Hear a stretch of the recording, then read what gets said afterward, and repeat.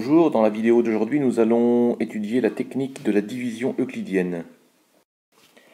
Alors nous allons voir aujourd'hui comment effectuer une division à un chiffre et pour aujourd'hui nous allons voir comment calculer cette division 324 divisé par 6. Alors nous pouvons d'abord commencer par voir combien de chiffres aura notre quotient, notre réponse. Donc dans cette division, nous voyons que 3, on ne peut pas le partager en paquet de 6, donc nous allons débuter cette division avec 32. Avec 32, nous trouverons un chiffre au quotient, et ensuite nous allons abaisser le 4, ce qui nous fera un deuxième chiffre au quotient.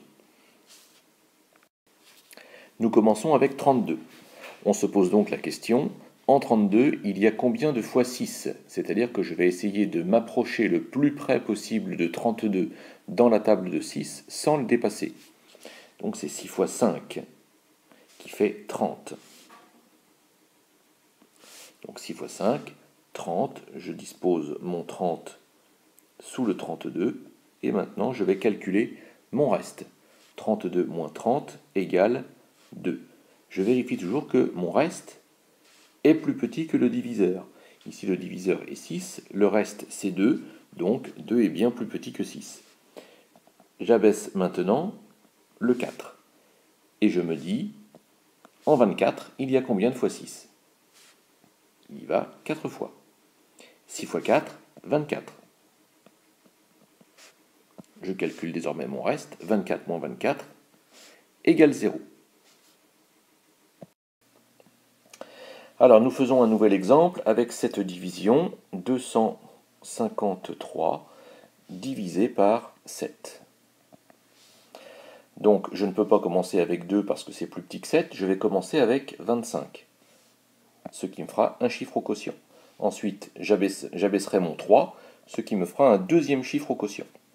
Donc nous pouvons commencer maintenant cette division. Je me pose la question, en 25 il y a combien de fois 7?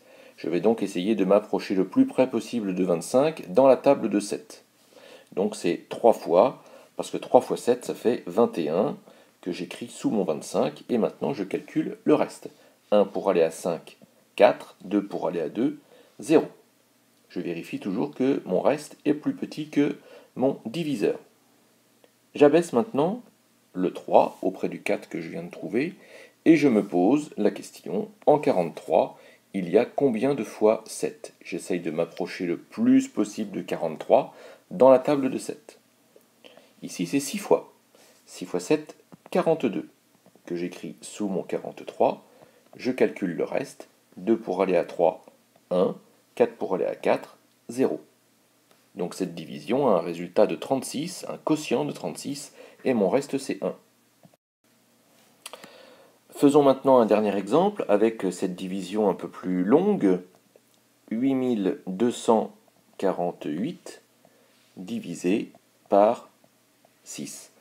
Donc comme tout à l'heure, je vais chercher le nombre de chiffres que je vais avoir au quotient. Donc là, ici, dans cette division, je vais pouvoir commencer avec 8, ce qui fera un chiffre au quotient. Ensuite, je vais abaisser le 2, un deuxième chiffre au quotient. Ensuite, j'abaisserai le 4, un troisième chiffre au quotient. Et j'abaisserai le 8, un quatrième chiffre au quotient. Donc commençons avec le 8. En 8, combien de fois 6? Une fois. 1 fois 6, 6, que j'écris, je calcule mon reste, 8 moins 6 égale 2. J'abaisse le 2. Et je me dis, en 22, combien de fois 6? J'essaye de m'approcher le plus près possible de 22 dans la table de 6, sans le dépasser. Donc ici c'est 3. 3 fois 6, 18. Je calcule mon reste, 22 moins 18 égale 4. J'abaisse mon 4. Je me dis, en 44, combien de fois 6? J'essaye de m'approcher le plus près possible de 44 dans la table de 6. Ici, c'est 7 fois, car 6 fois 7 égale 42.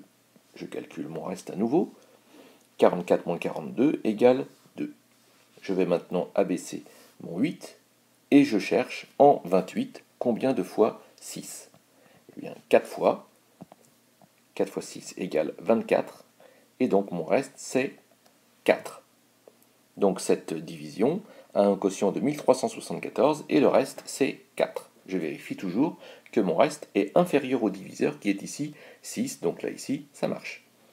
Voilà cette petite vidéo sur la technique de la division.